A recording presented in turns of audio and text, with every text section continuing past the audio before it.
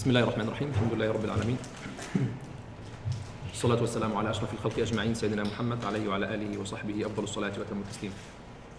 اللهم لا علم لنا إلا ما علمتنا فعلمنا ولا فهم لنا إلا ما فهمتنا فهمنا يا رب العالمين وبعد.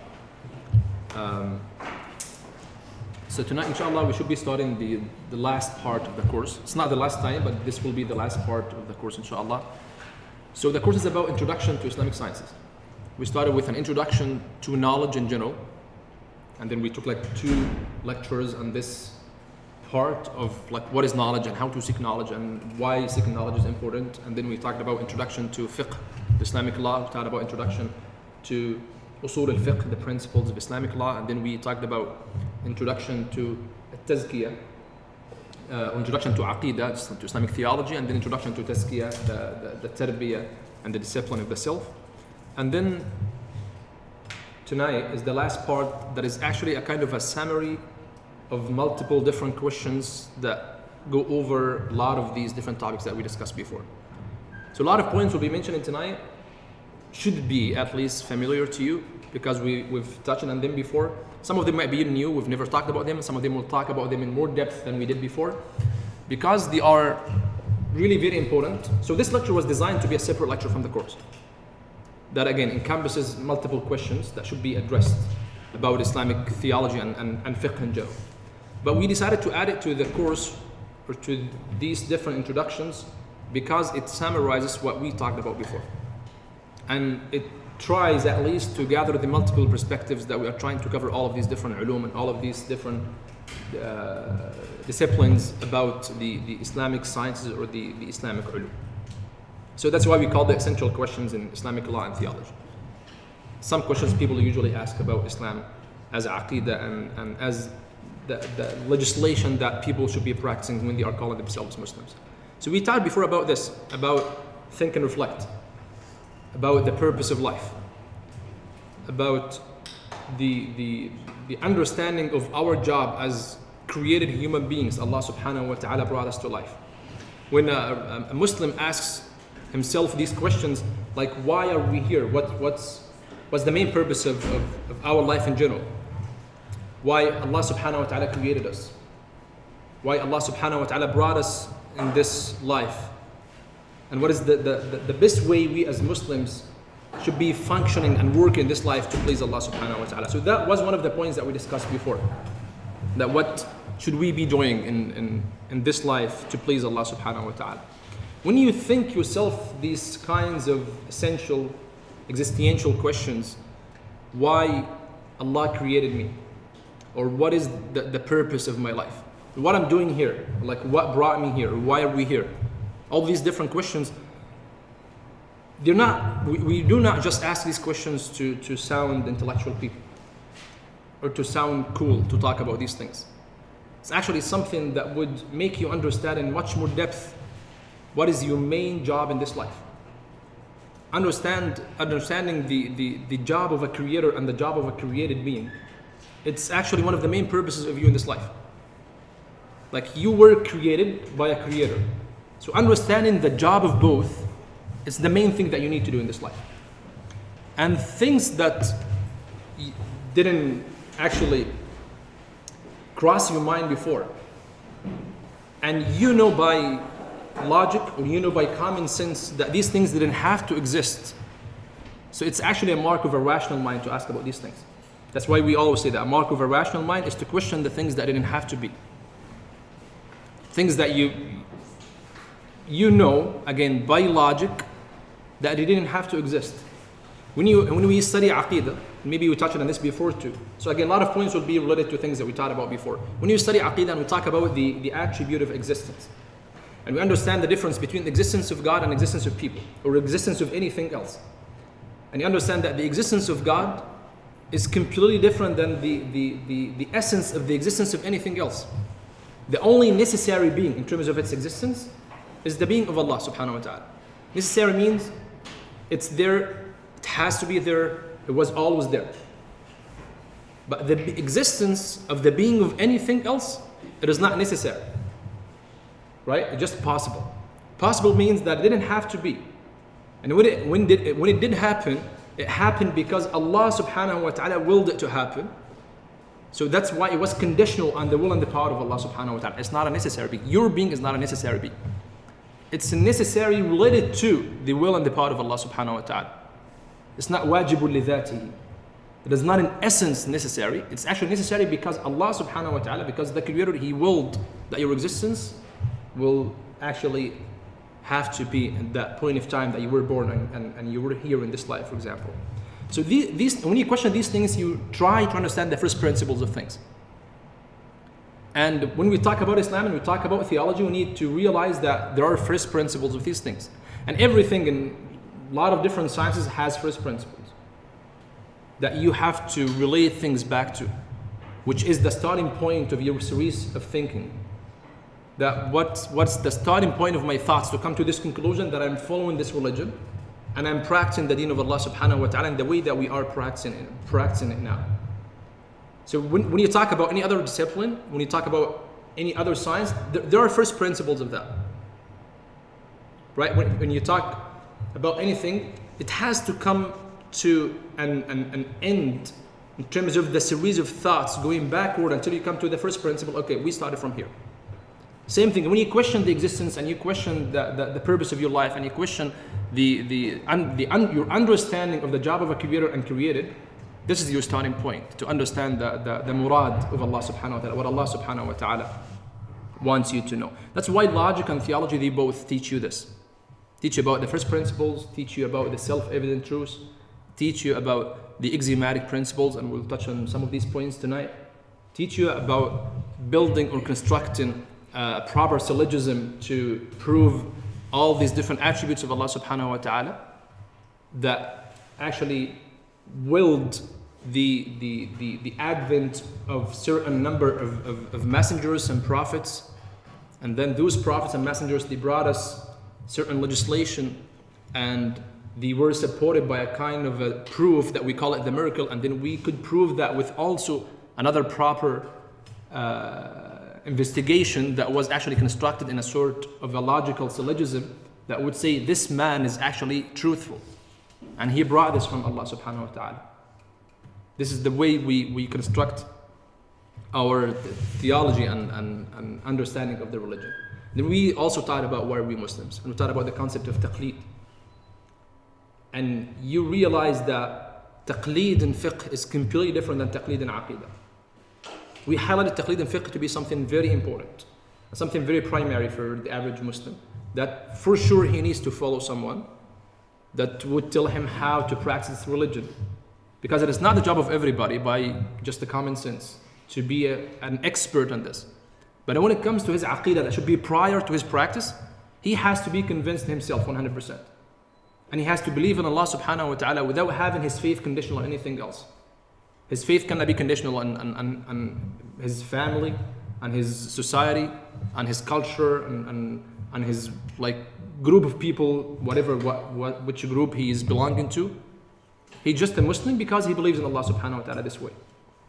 So when you are asked, why are you Muslim? You should be able to formulate a kind of an answer for this. Not theologically or philosophically that you are like a master of this science, but no, you are just convinced. We said even sometimes people cannot express about this.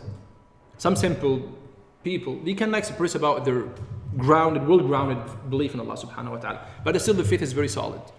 And they still believe in Allah subhanahu wa ta'ala in a very certain way. إذ كل من قلد في التوحيد إيمانه لم يخلو من ترديد.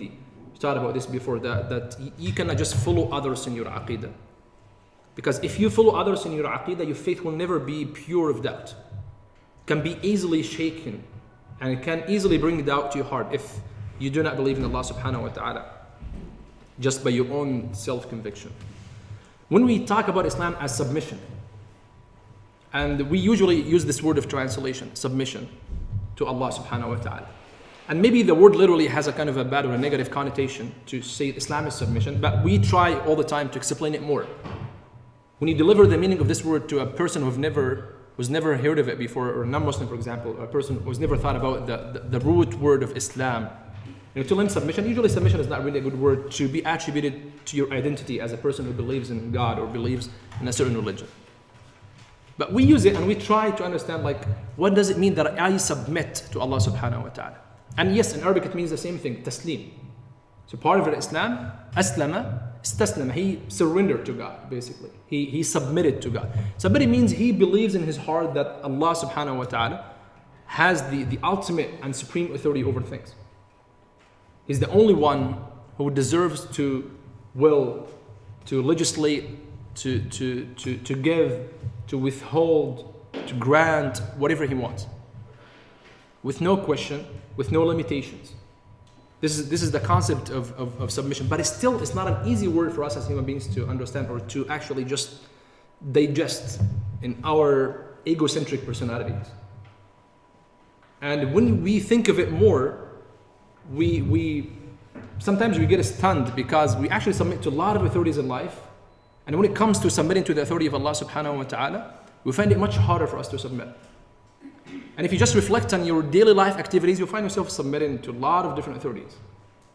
Maybe you're not really aware of it. Maybe you're not really mindful of this, but you do submit to a lot of authorities in life. And the simplest things that happen to your life, that was not your choice, and you just don't give it a thought, that was not really my choice. And you're okay with it. Or maybe you would say, because I have to be okay with it, because I didn't have other choice. But at the end of the day, it's a kind of a submission to authority.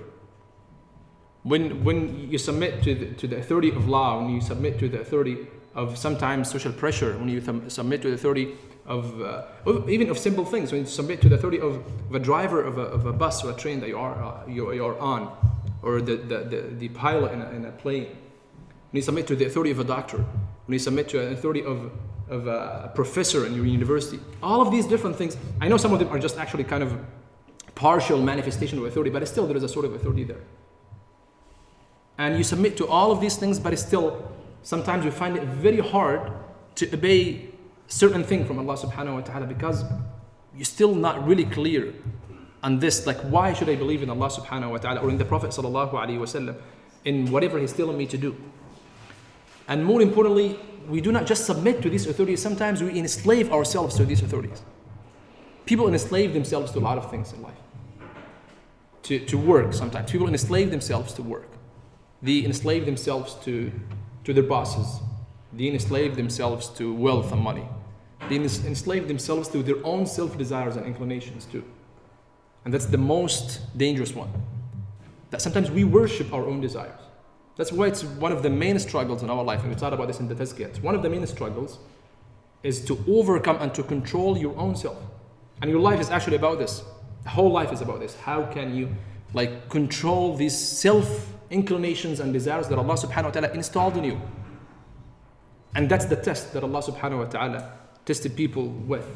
Even the social pressure that a lot of time we are aware of, the peer pressure that a lot of time we are theoretically aware of, we fall in this. We fall in this trap all the time.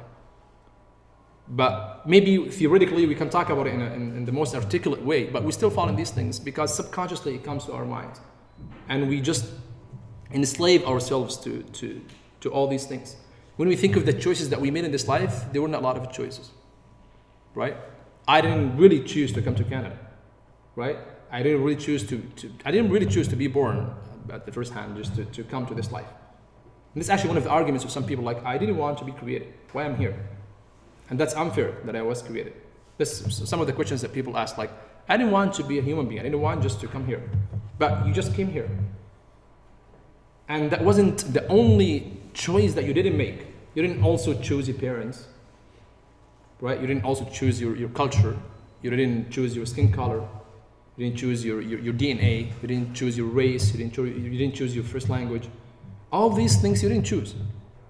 They might sound to us as simple things, but when you reflect on them, okay, what is left for me to choose, right? And you think of the actual things in life that you choose, or you have a full ability to choose, there are not really so many, you'll believe me, right? And not just these things that happen at the first place and then the rest of your life you have control. No, you just reflect on your own daily life matters and activities. You'll find a lot of things that you just happen because the way we interpret it as Muslims, that was the qadr.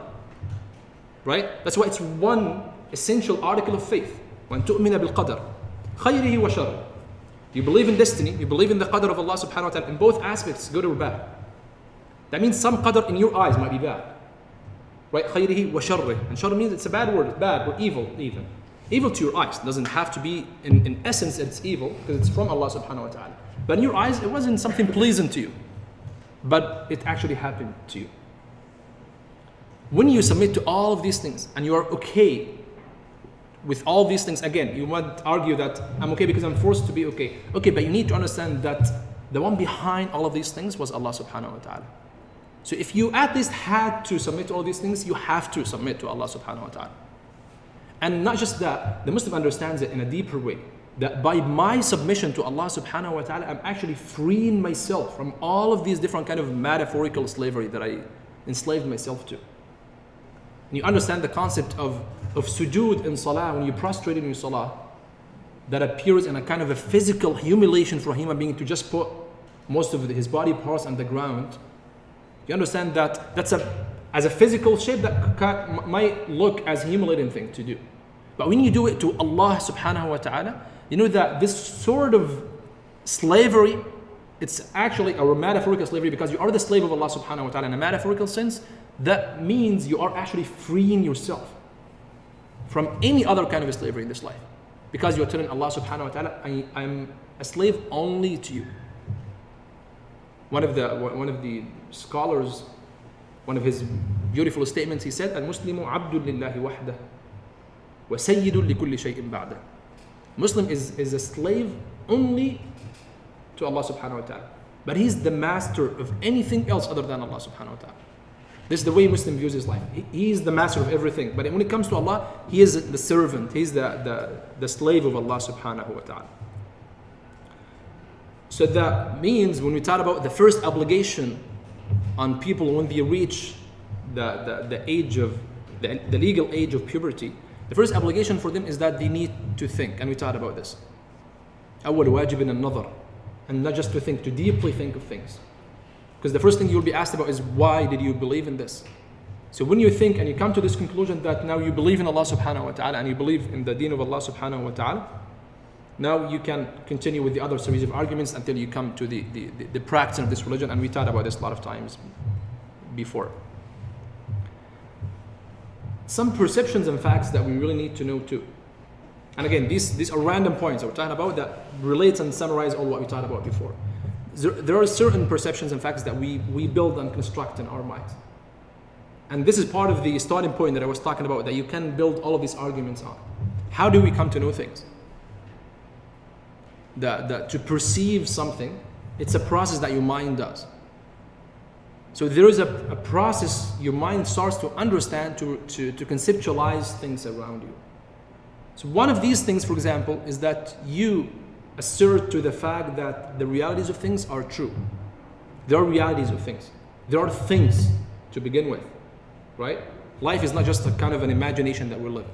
There's an actual life, and I'm perceiving these things around me to build kind of different arguments and judgments that would help me construct my belief system. So حقائق الأشياء ثابتة. The realities of things are established facts.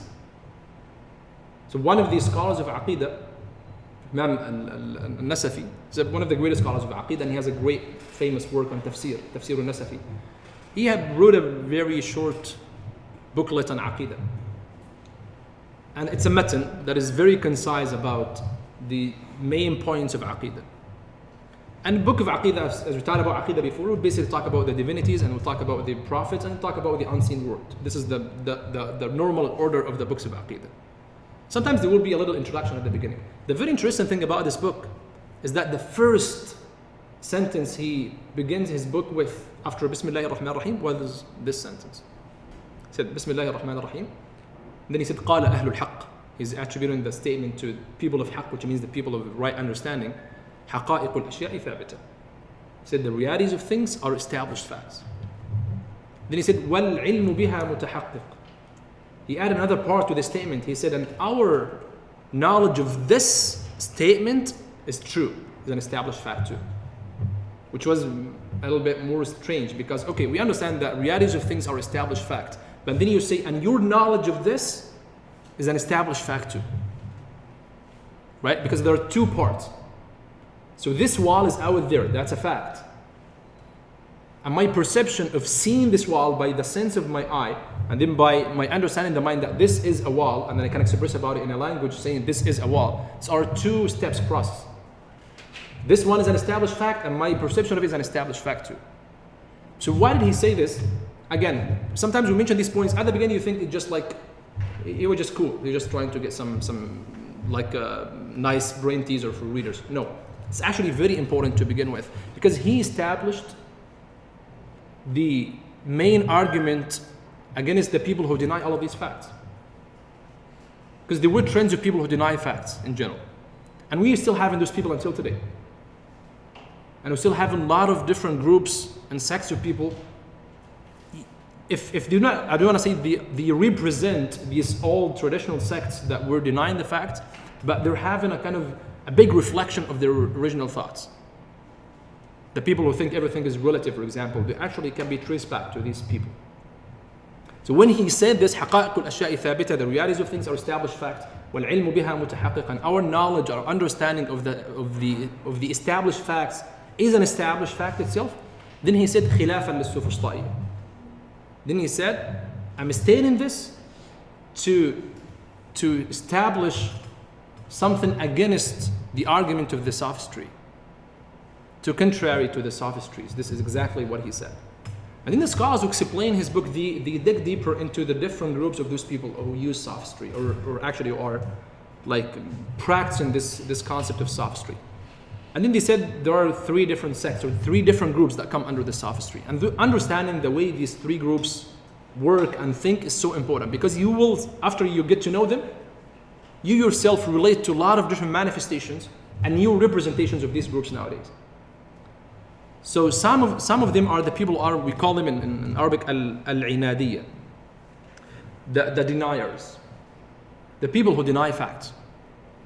عنادية من العناد in Arabic language, somebody who is just making عناد, يعاند في الحقائق. He denies most of the facts. He thinks that there is no truth. There is no such a thing that is called truth. Everything is imagination. That's their concept.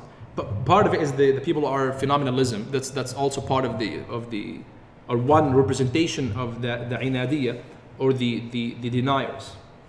Even the physical objects to those people are not really real. Like when you see these things around you as physical objects around you, they do not exist as things in themselves.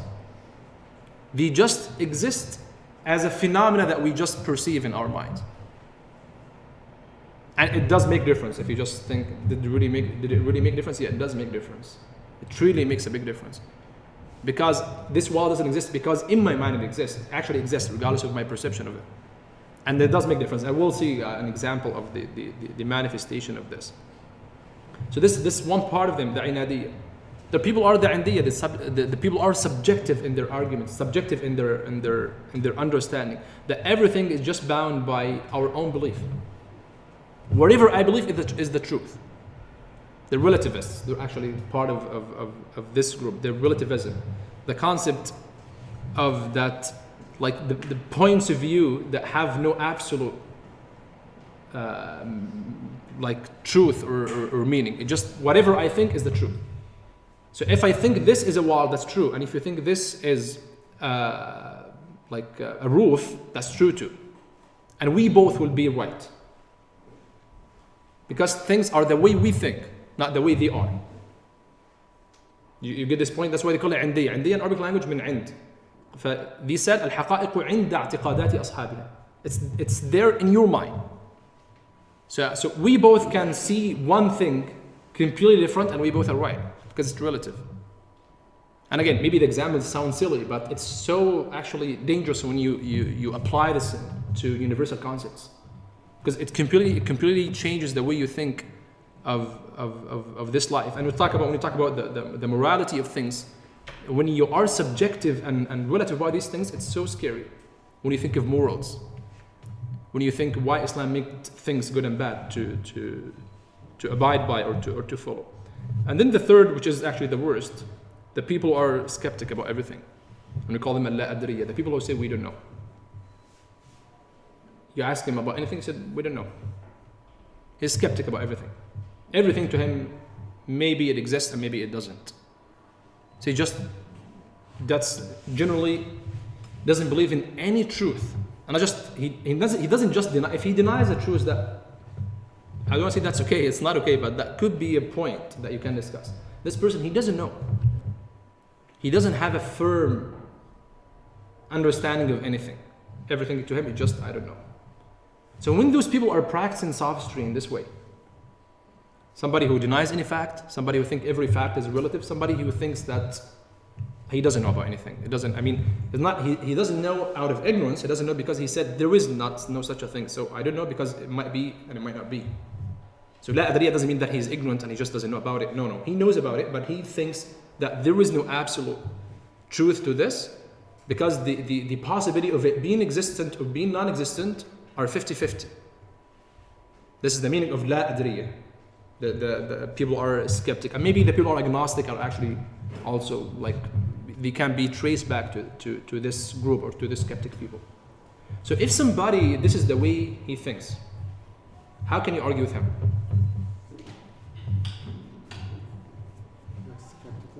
So let's take them in order. So a person who just like, he's a denier. Nihilism, a person who just like denies facts. Said there is no absolute truth, everything is imagination, and there is no real existence of things. So how can you argue with him?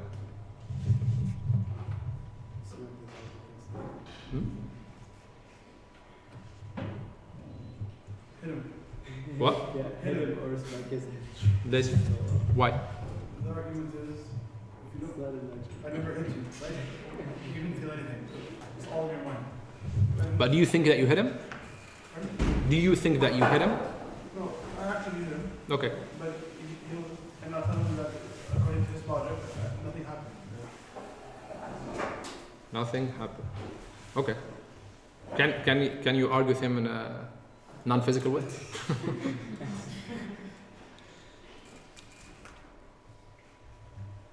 Actually, some scholars suggested this as, for sure, as a joke. That he said, yeah, those people, their main way of convincing them is to use like physical things. Yeah.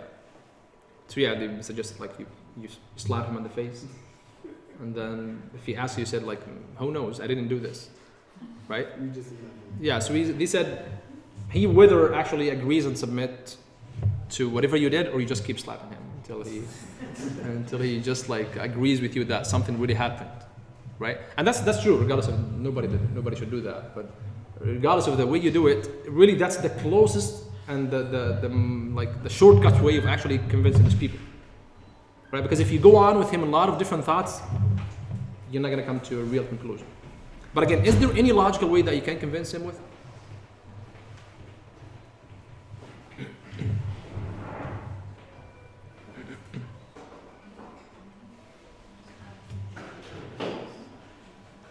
So the people, the second group of sophistry, the people who think everything is subjective or relative. How do you argue him? So by the way, ask this question, I'm assuming that everybody is against those people. I'm not sure about this yet. So like, does anybody belong to one of these three people? Because we don't know, right? I'm serious. Does anybody agree with people of Indiya, subjectivism? That really, if anybody of you thinks that everything is relative, can he just unveil his cover and let us know? What? Relative to itself as the truth. Yeah, there is no true essence of things. So we said relativism is the people who think that things the way we think, not the way they are. And things in general, whether physical objects or anything else. Is this could be parallel to the first thing that you mentioned about the first principle? Like yes. Every ilm has its own first principle that they try to do, and basically the ilm, it might be the thing that they are trying to do, it might be right or wrong, according to the conclusion that they will reach at the end. Mm-hmm. So is this parallel, same? Because it might be relative as well. Okay, I got the first part of the question. So it's actually related to the first principles, but no, it's not related to the fact that it's still falsifiable. So we want to prove them, because these things it talks about absolute facts. We're not talking about actually constructions, different constructions of qiyas or different constructions of analogies to come to conclusion. Things that's why I give examples with objects. Things as, remember before we talked about logic, I think I mentioned this, we said logic is about two main things at the beginning, تصورات وتصديقات. You make an apprehension and then you make affirmation of meaning. Apprehension means you apprehend things, singles, right? You conceptualize wall by itself, conceptualize roof, conceptualize a table, a computer. And then affirmation, the tasdeeq, is that you attribute two things to each other. So you said the wall is white. So you attribute color to the object of the wall. This is affirmation in logic. Logic is about, or it starts with these two things. This is part of the first principle. So we still in this very early stage that to begin the discussion, things when they exist because they have actually a true essence of existence, or no, because we see it in this way. And it starts from very simple examples to the very, I don't say weird, but some of them are really weird notions that, like for example, this whole life is just an imagination. This whole life is just one dimension of a big dream, of whatever, like all these different notions that are out there. That means there is no actually absolute fact, or no, there is, and those people are wrong. That was my point.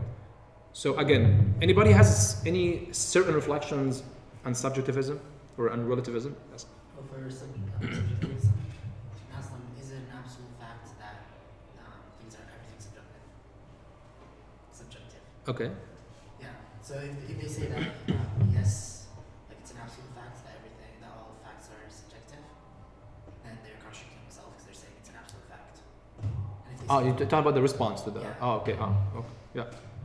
That's a good point. It's not, then their philosophy is wrong. That's a very good point. So this actually was also, Imam al-Ghazali mentioned this too.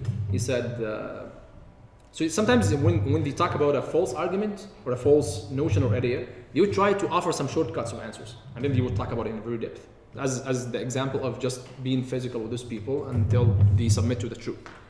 And Imam al-Ghazali suggested this, which is very easy. He said, okay, when they say things are all relative, he said, okay, this statement that you just said, is it absolute or relative? So if he said it's absolute, so that means all of his madhab is wrong. Because if one thing can be proven to be absolute, that means your own madhab is just deconstructed automatically. And if he says it's relative, that means it doesn't mean anything because it's not right. That might sound a little bit shallow or superficial, but yeah, this actually could be a good argument to just rebut the whole thing. So this is one of the ways that you can actually discuss the point of Indiya or people are subjective. Okay, so you have a question? Well, I would add maybe some examples, simple examples, I'm not sure. Like you bring orange and then some different background. You bring what? An orange, and then different people, different background, different ages, different countries, different colors. And then you ask the person, what is that? And then probably they end up having the same answer. It's an orange, so you just find out it's an orange that everybody agrees it's an orange, which means it's not really subjective. They all see it as an orange, so it shows that it's not really that's truly an orange. Nobody can see it a different way, even if they come from different background, different education. So that means there is the real existence, a real essence of orange. That means orange is real. That's the right. It's not just relative. Yeah. Exactly. Yes, but the subjective or the relativist people think everything is subjective. This is, I think, the most out of the three that is really being reflected and re-represented a lot and maybe nowadays. Can you give an example of any modern representation or manifestation of subjectivism or relativism? Perennialism. So people who believe that all religions have truth in them. So we got people who believe this, and there's a lot of it's a contradiction there because. That's a good point. The problem is not just that all religions have truth in them. The problem is the full syllogism that they offer. If all religions have truth in them, that means you follow in religion and you should be okay. Because we might not actually disagree with the first premise. That yeah, all religions, if they are divine religions, actually have truth. Right? Because yeah, for sure, all religions have truth in them. But because we believe in the concept of some of these religions were actually changed or distorted, and I believe that the concept of abrogation, that the final message abrogates the messages that came before and you have to follow the last one. So we cannot just, like, you cannot say, oh, I'm going to be Christian and I will be, inshallah, in Jannah, and I'm still believe in Islam too. You cannot be doing that, right? Because, and we believe that this is nonsense because it's a full contradiction when you study it deeper, right? But we do not disagree with the first premise that yes, every religion has truth.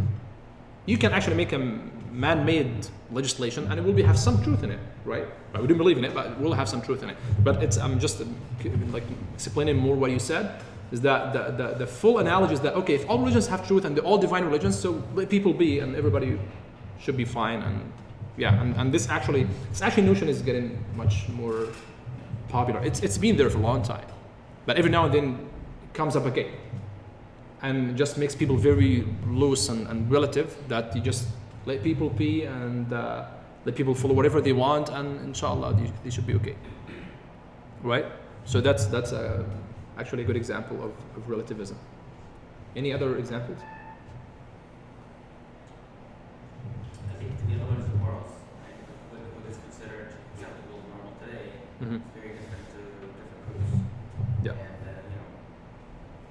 we don't have to be bound by these old traditions or whatever it is. Yes. We're modern. Yeah. This actually the next slide will talk about morals. So that's also one manifestation of this problem. Okay. Any other examples? Spirituality. Spirituality. In what sense? In the sense that you could do anything that is you think it's spiritual, Mm-hmm. but not necessarily spiritual, but that's your thought of it. That Mhm. it gives you spirituality. So your idea of spirituality is different than the rest of it. Your idea of spirituality. That's true. The transgender movement. So you're whatever gender you think you are, regardless of everything else. That's relativism. Okay. Can it be related to any kind of secularism, for example?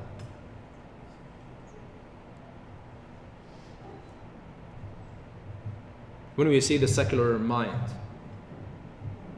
do you think that there's any kind of relationship between secular mind and relativism?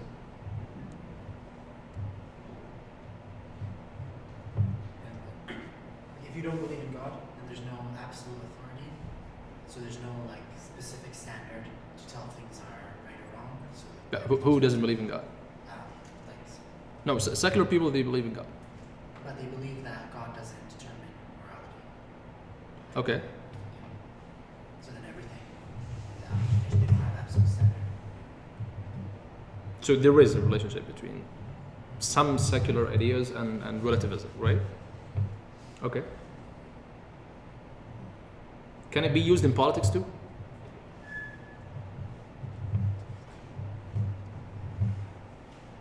Yes.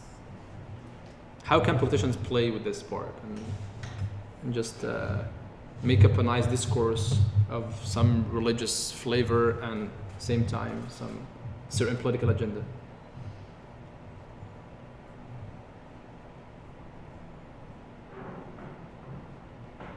I mean, politicians don't really count on religion a lot, but they do count when there's voting in elections. So they use that, right? So when they use it, do you think this could be an entrance for them to get into a nice religious discourse? Give us an example, please. I'm asking for example. This is where I'm asking for. I was thinking differently. I was thinking they could do it in, when a country invades another country in the name of liberation and all of that. So that's Mhm. subject to exam. Because to you, it's you're liberating them. To the other people, you're not doing that. You're not necessarily Yeah. that concept, but when you said politicians. No, it's actually close. It has more to do with just power hungry, and then just power hungry people and just need authority and money. But maybe the way they would justify this, as in public discourse, for example, they would be using this. So the La Adriya, for example, just because we can mention a lot of examples of these different sects, but the skeptic people, they have a lot to do with a lot of people who think themselves agnostic nowadays. So a lot of people who think they are agnostic, that they're not sure about the reality of God. I know there are multiple definitions of agnostic people, and the way we define agnostic people in tradition might be a little bit different, right? Because now they are getting multiplied in multiple off branches from this concept. But people who think that we're not sure if there is no God or not, if there is God or not, right? This is also part of the La Adri people. So these people should start from here. That okay, do you believe in facts or not? So one of the main reasons that we mentioned these things at the introductions, and one of the main reasons that this Imam introduced his book with, and I talked about this before, when you discuss anything about religion with any person who believes in any of these ideas, you shouldn't go in detail with him about this discussion. And be very careful with this. So if you have a person who is an agnostic or is a skeptic or whatever the way he defines himself, that there is no such an established fact in this life, I don't see any point in discussing anything with him about this hadith in Al-Bukhari, right? Or this ayah in the Quran that doesn't make sense to me. Because the whole argument actually is just really nonsense, because he doesn't believe in established facts. So he has a problem with the first principles. And unless he solves this problem with established facts, do not waste your time with him. Right? You can try to solve this first problem that he has. If you cannot solve it, don't argue with him. It'll be better if you just make dua for him, and I'm serious. Just make dua for him. Allah subhanahu wa ta'ala will just open his heart. But if a person who doesn't, because simply, and this happened a lot before, you can spend hours discussing with him, and then at the end he tell you like, I don't know. Right? Maybe. This happened with me personally before. I discussed with a guy for like 3 hours. And we started from existence of God all the way until prayers and all this stuff. And in my mind, I was going with the logical order that we started from the existence of God. We proved it, and he was okay. And then we proved that he wanted to prove everything in a kind of an illogical reason. And I agreed to that, and then we did it for the existence of God, we did it for some attributes of God, and then we did it for prophethood and prophets, and we did it for Quran. We talked about Salah, and then he got tired of the conversation, and they said, okay, fine. I said, okay, so what do you think? He said, yeah, that's actually wonderful, and everything you said makes really a lot of sense. I said, okay, so you're actually now okay to believe in this? He said, oh, I'm not sure. Okay, why? I said, because I don't know, there still might be a possibility that this is wrong.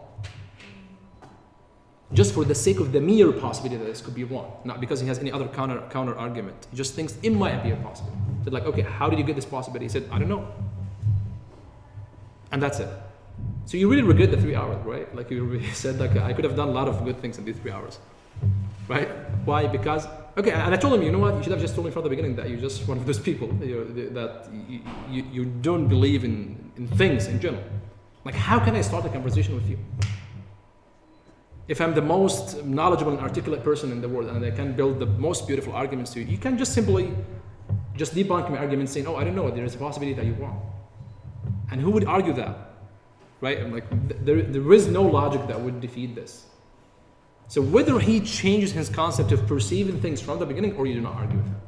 That's my own advice, that you shouldn't argue with this people. The same person who actually is an atheist, for example, and he denies God. I don't see any point discussing with him something about, okay, why do you guys just think that zina is haram? Like, why do I have to have a conversation with you about this, and you do not believe in the concept of God to begin with? Then to talk about a kind of a legislation or a shara, or to talk about a concept of following a certain authority. You do not believe that there is a God. You think that this word is just running by itself.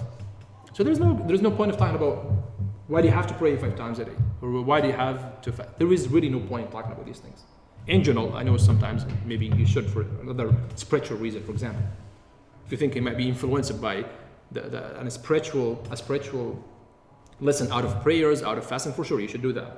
But in general, logically, there is no point of going into conversation like this.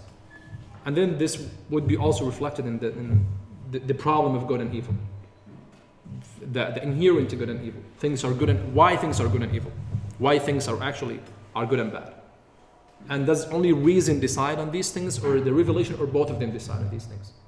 That's one of the main points that people usually think, and it doesn't ever get expired, this notion. That who decides on things to be good and bad? And why things are good and bad? So what do you think? Who decides on things to be good and bad? Who or what?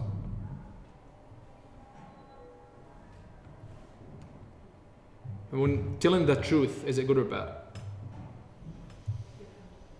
Depends. Wow. Okay.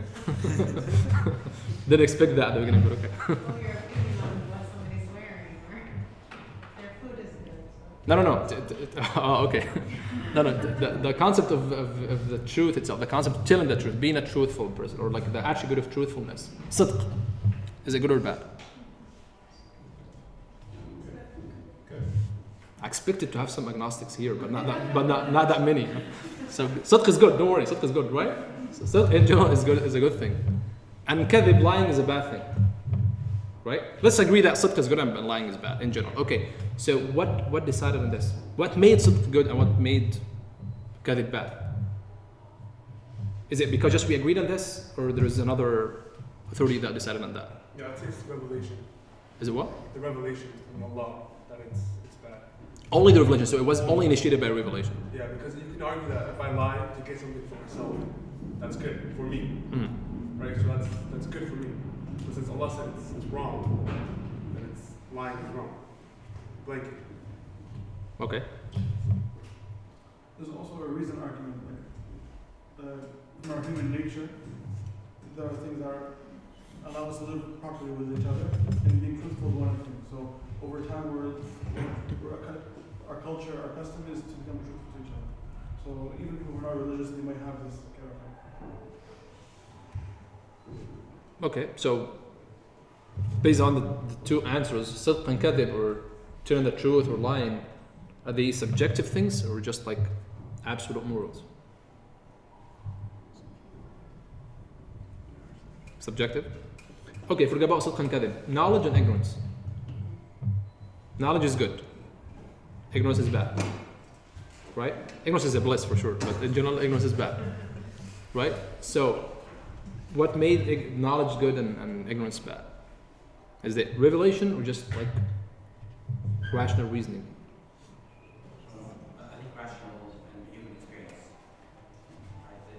They learn over time that knowledge will help you advance civilizations. Ignorance does the opposite. Okay, so that means when we say, by the way, revelation versus reason, that means if we didn't know about revelation, we still would view knowledge to be something good, and we still would view ignorance to be something bad. That's what I mean by religion versus something else. If we didn't know, if we've never experienced any sort of deen or religion before, we wouldn't know. That's basically the point. We wouldn't know that stealing something is bad unless there is a religion that we believed in that told us sariqa or stealing is bad. For example, right? That's why it's one of the very interesting points that scholars study in usul al-fiqh, by the way, not just in aqidah, because you need to know this in the legal theory before attributing good and bad to things to have a kind of legal consequences. You need to understand who decided things to be good or bad, right? What I'm telling you that you have to pay money for zakat, and if you don't, the government can force you to take money from you to pay the zakat. So who decided on the abandonment to pay zakat is bad? That's a legal point. That's why I discuss in usul al-fiqh. But it's mainly initiated in aqidah for sure. And it's related to logic for sure. That's why these points are interrelated between these three disciplines. Most of these questions, you either find them in the aqidah book, in the usul al-fiqh book, and the logic book. That's why these three ulum are really interrelated to each other. So when they talk about this, they call it tahsin wa taqbih. It's a very interesting, famous issue they discussed. Every single usul al-fiqh book you'll find this point. Tahsin wa taqbih, the good and bad of things. So they said they had multiple perspectives of looking at this point, and then they said there are things that reason by itself, aql by itself, the intellect can decide it to be good or bad. Right? They said that sifatul kamali wal naqs, the concept of perfection and imperfection, this is something the intellect can decide on. That knowledge is something good and praised. When you praise a good attribute, so that's aql can decide on this by itself. In the shara, the religion will assert and confirm this too. But intellect by itself, it can't actually understand this, that knowledge is good and ignorance is bad. This is the perspective one. Perspective two, they said there are things you're in it would incline towards by its nature. That's also the aql would be enough for you to understand it. That's a good or bad. They said a good smell of a thing, and you like it. You like the good smell of a flower, for example, and you hate the bad smell of rotten thing. Normal people, right? Talking about normal people. So this thing also, the intellect can decide on it. They said these two perspectives, aqliyan. Aqliyan means the aql, the mind, the intellect can decide on this without actually a sort of revelation that would have to come to tell you these things are good or bad. They're so obvious to you. They said except for the third perspective, that is purely shari. Shari means the only way you know about them to be good or bad is through the shara, through the religion, through a sort of revelation coming from Allah subhanahu wa ta'ala. So those are the things that the religion would tell you, you have to do them or you will be punished. And you will do them for you to be like rewarded on the day of judgment, for example. So when Shara tells you have to pray 5 times a day, so the fact that you know prayer is good, you know it through the Shara. Because if there is no religion, you would never know that prayer is something good. Right? You would never know that paying charity in this way is something good. Because you still might argue this. You wouldn't know that fasting is something good, and it's very good. And you have to do it. And if you don't do it, you'll be punished. You'll be punished sometimes legally in this life through whatever legal process. Maybe if there is a legal punishment for this in the Islamic law. And you'll be punished on the day of judgment. You'll be deprived from the Jannah on the day of judgment, which means it's a qabih, it's bad. Right? But the only source that told you that it's bad was the source of this religion, of the deen of Allah subhanahu wa ta'ala. That's why the concept of absolute morality or objective morality can be discussed under the shade of this point. So things are actually, the morals are actually absolute regardless of the circumstances or the situations, or they're always objective. When we talk killing people, is it bad or good? Killing people is bad. This is absolute or subjective? MashaAllah. Subjective? Those guys are just on fire. Subjective right away. So because sometimes they can justify bloodshed, right? So why is it subjective? If I kill him, he should be killed. So if a person kills someone and we're just making the qisas, or he's being punished by being killed or persecuted, that means that's good, right? So if you want to give a general idea about morals in general are absolute or subjective, based on these 3 different perspectives that I gave traditionally. When we think of morals nowadays, that could be, as you said, could be reflected in politics, could be reflected in law, could be reflected in social norms in general. For a society to say this is good or bad, right? These things are absolute or subjective.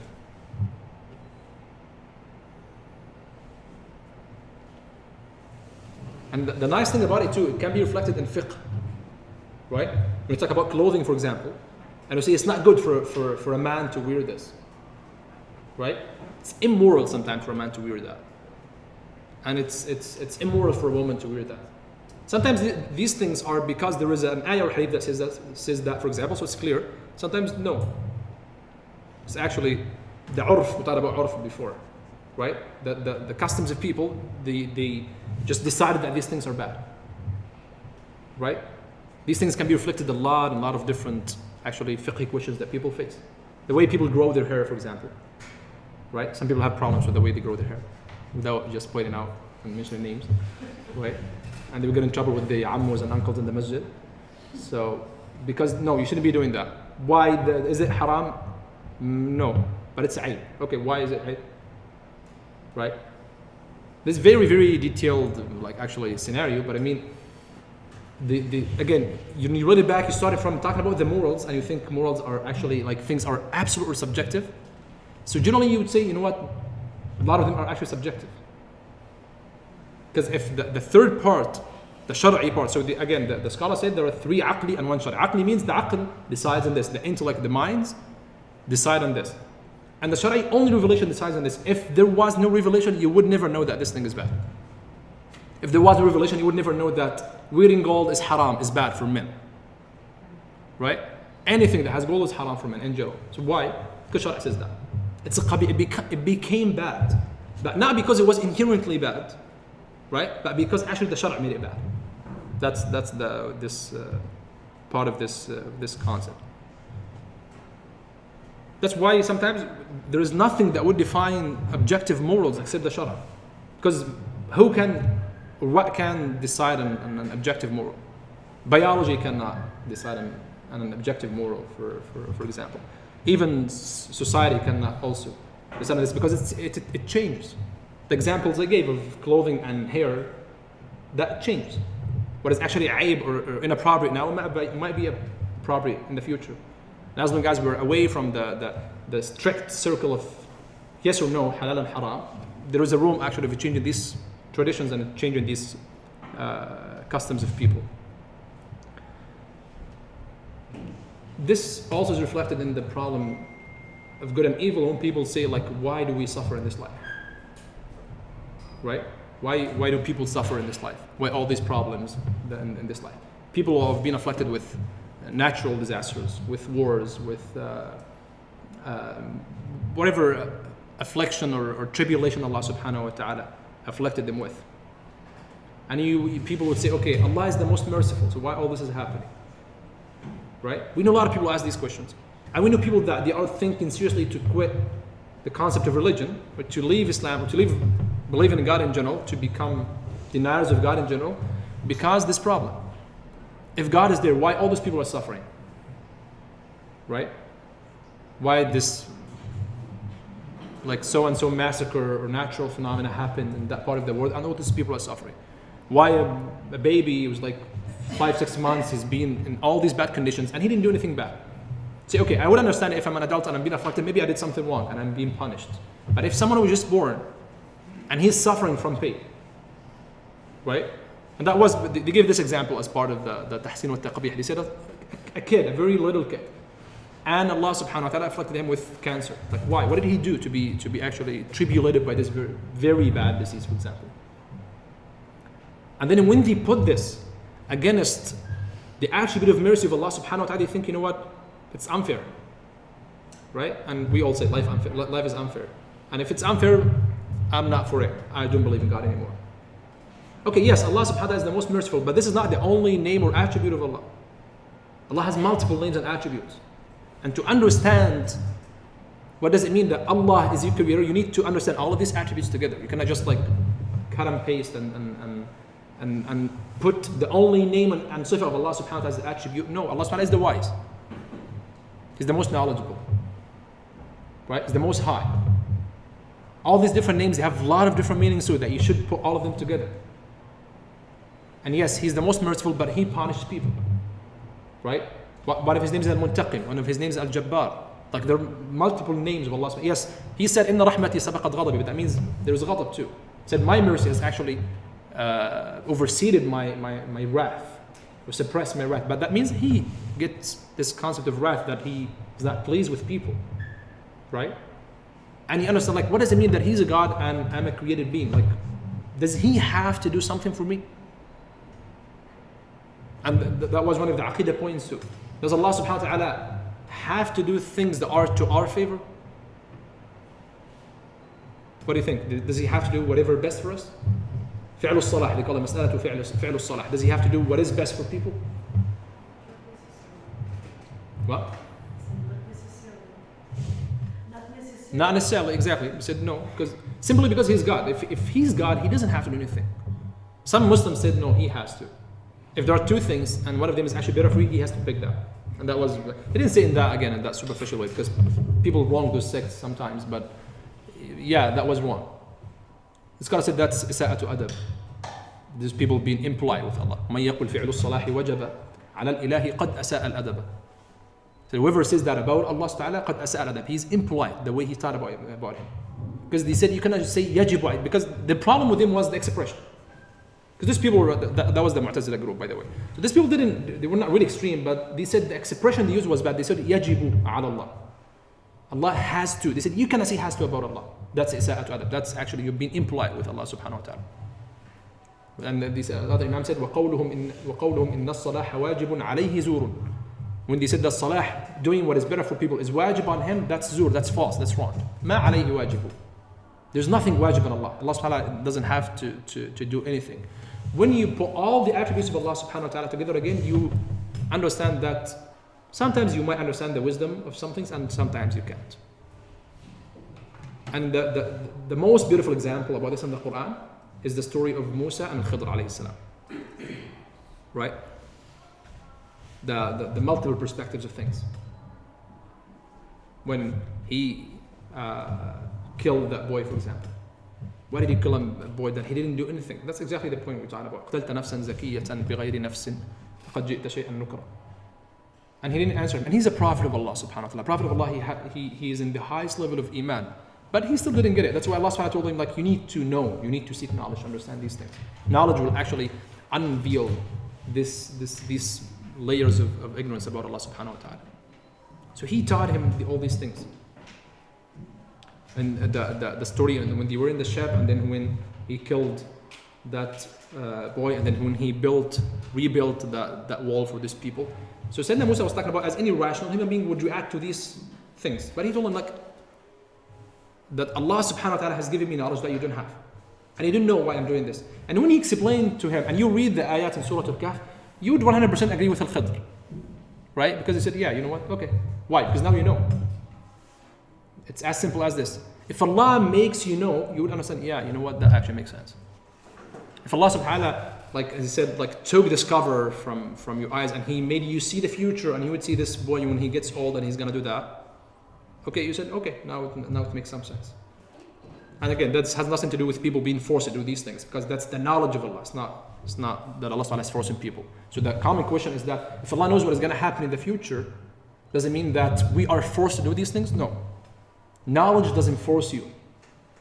You are stuck with this thing because you always time limited person. So you think everything is time, and we go by like order in time. But he doesn't go by order in time. Everything is clear to him without time limitation. If you understand the concept of time and the sifa of knowledge, you get out from this misconception easily. So people think, okay, if Allah knows what is going to happen to me 5 years from now, that means I'm forced. Like, what is the point of me being mukallaf, being responsible? Because he knows what is going to happen to me.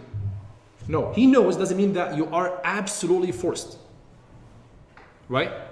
No, he still gave you partial will, because the fact that he knows, because time is nothing to Allah, because time is created too. Waqtu makhluq. The time is something created by Allah subhanahu wa ta'ala. Right? So again, just the attribute of knowledge doesn't actually mean that people are forced. And so the story of Musa al-Khidr, and I would actually recommend that you read the story and you read some of the tafsir about the story, would tell you more about the concept of good and evil. And would tell you more about when you are afflicted or like tested by Allah subhanahu wa ta'ala, you would understand more why Allah subhanahu wa ta'ala is doing this. You would understand and appreciate Wallahu ya'lamu wa antum la ta'lamun. Allah knows and we do not know. You'd understand that everything is there, was done and created by wisdom from Allah subhanahu wa ta'ala. We know it sometimes and we do not know it sometimes. You understand that Allah subhanahu wa ta'ala does never create pure evil. Everything might have like a part or a side of good. You would understand that life in general is a test, and He never told you that you're here to enjoy your time. Right? Only just fool people who think that they're here to enjoy their time. We talked before about the concept of asfalu safilin. We are in the lowest of the low. There's no worse than this. Right? That's the worst that would happen. So you're actually here to be tested, not just to enjoy your time. So this would make you more receptive to the tests and the ibtila of Allah subhanahu wa ta'ala. You would understand that our purpose is to worship Allah, not to enjoy. And this doesn't necessarily entail enjoyment. Sometimes you would enjoy your time for sure, but this doesn't entail necessarily and primarily that you are enjoying your time, because you're worshiping Allah subhanahu wa ta'ala. And that would teach you that when you are afflicted with all these different lessons from afflictions, when you're afflicted with something, you know Allah more. And this is a good side of the affliction. Sometimes you know, and we know that from the Quran and the Sunnah, that when something bad happens to you, this is allowing a greater good to happen to you. Call it the second order good. Yes, now you're afflicted, but then something better would actually happen to you by the will of Allah subhanahu wa ta'ala. You have to understand that this might close another doors of evil. Right? Something bad happens to you, you'd say, I never knew, maybe something worse would happen to me, and Allah subhanahu wa ta'ala just saved him from this. You understand that it expiates and like kafara for any future sins, or for the past sins too, as some of the hadith would say about the afflictions and the ibtila'at. You understand it as a detachment from the dunya too. right? All these things are lessons that when you are afflicted or tested by Allah subhanahu wa ta'ala, you didn't just look at it from one narrow angle that, okay, Allah is the most merciful way this is happening to me. When you put the full picture as much as you can in front of your eyes, you would actually be more receptive to the ibtila and the qadr of Allah subhanahu wa ta'ala. We'll take a short break and then we'll resume after, inshallah. 5 minute break, inshallah. Barakallah.